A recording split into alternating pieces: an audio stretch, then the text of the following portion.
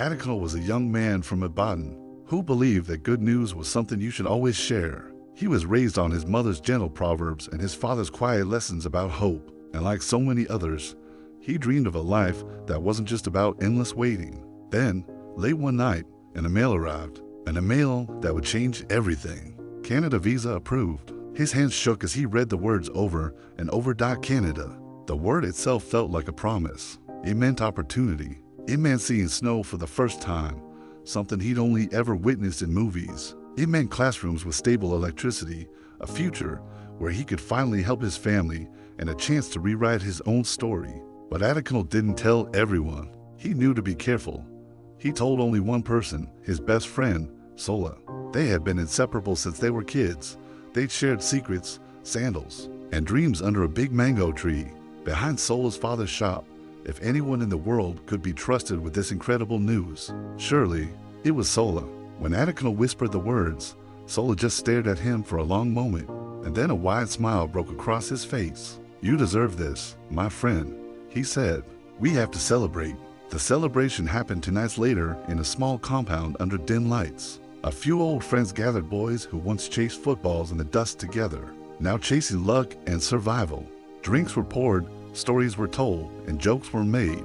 "Don't you forget Yoruba when you get to Canada," one of them laughed. Another one asked him how much money he was taking with him. Adekunle felt a strange, creeping unease, but he quickly pushed it aside. These were his friends. He had known them his whole life. But as the night wore on, something shifted. The laughter started to sound different. The smiles began to fade, and the words, they grew sharper. It was as if a dark cloud had rolled in. A jealousy that had been buried for years finally found its voice. To them, Adekunle's visa didn't sound like a victory. It sounded like abandonment. It felt like the world had chosen him and left them all behind. What happened next was quick.